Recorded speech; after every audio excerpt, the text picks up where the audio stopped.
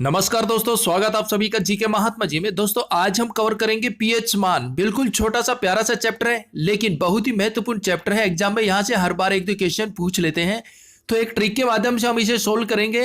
और अगर आपका ये चैप्टर कंप्लीट है तो आप वीडियो छोड़ सकते हैं। तो चलिए शुरू करते हैं फटाफट। पहला क्वेश्चन, जल का पीएच मान कितना होता है?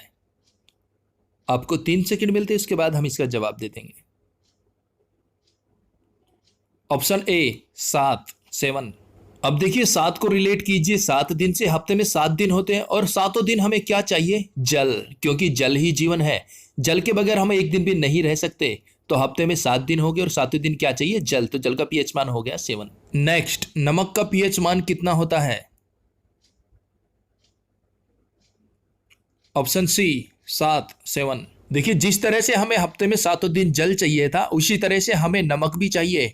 खाने में डालने के लिए, सब्जियों में डालने के लिए, रोटियों में डालने के लिए नमक बहुत जरूरी है। तो जल और नमक हफ्ते में 7 दिन चाहिए, तो इनका पीएच मान हो गया 7। नेक्स्ट, रक्त का पीएच मान कितना होता है?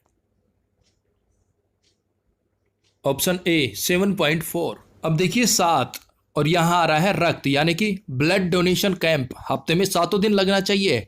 और 4 को रिलेट कीजिए, हमें साल में कम से कम 4 बार ब्लड डोनेट जरूर करना चाहिए। देखिए ब्लड डोनेट कैंप हफ्ते में 7 दिन लगना चाहिए और हमें साल में कम से कम 4 बार ब्लड डोनेट जरूर करना चाहिए। तो ये बन जाएगा 7.4 रक्त का पीएच मान, ब्लड का पीएच मान। नेक्स्ट, आंसू का पीएच मान कितना होता है? Option B 7.4। देखिए रक्त का और आंसू का पीएच मान सेम होता है 7.4। अब देखिए हमने पीछे बताया आपको, हमें ब्लड डोनेट कैंप हफ्ते में 7 दिन लगना चाहिए और हमें साल में 4 बार ब्लड डोनेट जरूर करना चाहिए। तो उससे क्या होगा, किसी भी पेशेंट को ब्लड आसानी से मिल जाएगा और उसकी आंखों में आंसू नहीं आएंगे। आंसू बिल्कुल नहीं आएंगे। क्यों? क्योंकि उसे ब्लड टाइम पे मिल गया। और कब मिला? जब 7 दिन कैंप लगा और हमने साल में 4 बार ब्लड डोनेट किया। नेक्स्ट, नींबू का पीएच मान कितना होता है? Option A 2.4। अब देखिए 10 रुपए के कितने नींबू आते हैं? 2-4। ज्यादा नहीं आते, 150 नहीं आते, सिर्फ 2-4 नींबू आते हैं 10 रुपए के। और हम शिकंजी में कितने नींबू डालते हैं? 2-4। ज्यादा भी नहीं डालते, 2-4 डालते हैं। तो 2-4 बिल्कुल कॉमन है। 10 रुपए के कितने नींबू आएंगे? याद रखना, 2-4, 2.4। नेक्स्ट, दूध का पीएच मान कितना होता है? ऑप्शन ए 6.4, ये बन जाएगा 64। और दूध का भाव क्या है? 64 रुपए किलो। दोस्तों ध्यान रखना, दूध का भाव है 64 रुपए किलो। गाय भैंस का जो दूध है वो 64 रुपए किलो मिलता है। और दूध का पीएच मान कितना है? 6.4, यानी कि 64। एग्जाम में दूध का पीएच मान आए तो बता देना, 64 रुपए किलो दूध खरीद के पीता हूं। नेक्स्ट, सिरके का पीएच मान कितना होता है? Option A 3। अब देखिए सिरके में आ रहा है सर, यानी कि गुरुजी, मास्टर जी, सर के पीरियड कितने होते हैं क्लास में? 3 पीरियड होते हैं भाई, याद रखना, 3 पीरियड होते हैं सर के। एक दूसरे तरीके से आप ऐसे याद रख सकते हैं, सिर यानी कि सर में दर्द हो रहा है। कब से? 3 घंटे से दर्द हो रहा भाई, सर में सर फट रहा है। तो सिरके का पीएच मान हो गया 3। नेक्स्ट, शराब का पीएच मान कितना होता है? Option D 2.8। अब देखिए 2.8 स्टार्टिंग में आ रहा है 2, यानी कि 2 बंदे ऐसे हैं जो सुबह 8 बजे शराब पीने लग जाते हैं।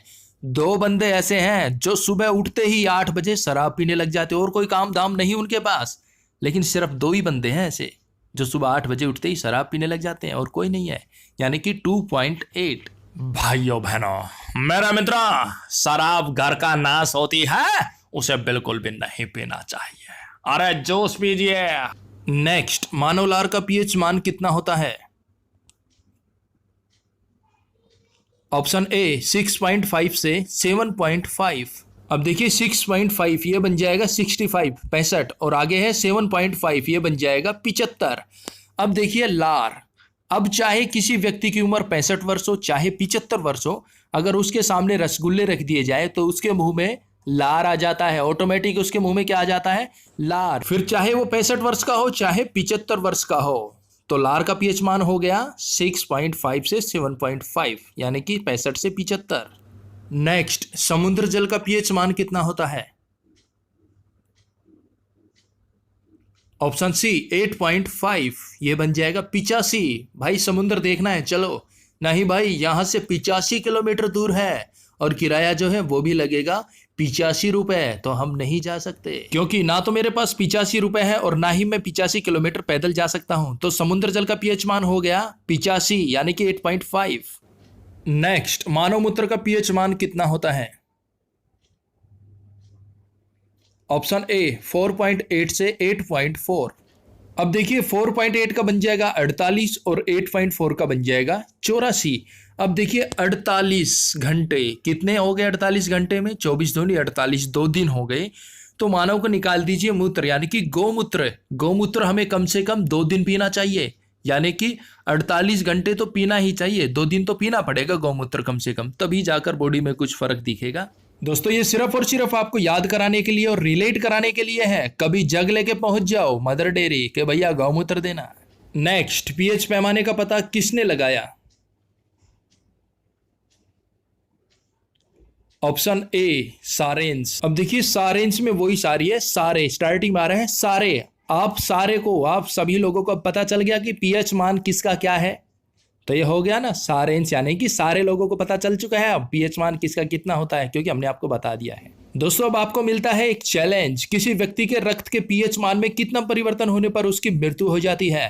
बिल्कुल इजी क्वेश्चन, देखते हैं कौन कौन इसका सही जवाब देते हैं। और दोस्तों इनके अलावा आप कोई भी ट्रिक बनवाना चाहते हैं, कोई भी आपको टॉपिक है जिस पर आपको ट्रिक चाहिए तो प्लीज कमेंट्स कीजिएगा। और इस वीडियो के बारे में आपको कोई भी सुझाव, कोई भी विचार तो प्लीज कमेंट्स कीजिएगा और एक लाइक तो बनता है बॉस। तो मिलते हैं नेक्स्ट वीडियो में, तब तक के लिए जय हिंद जय भारत।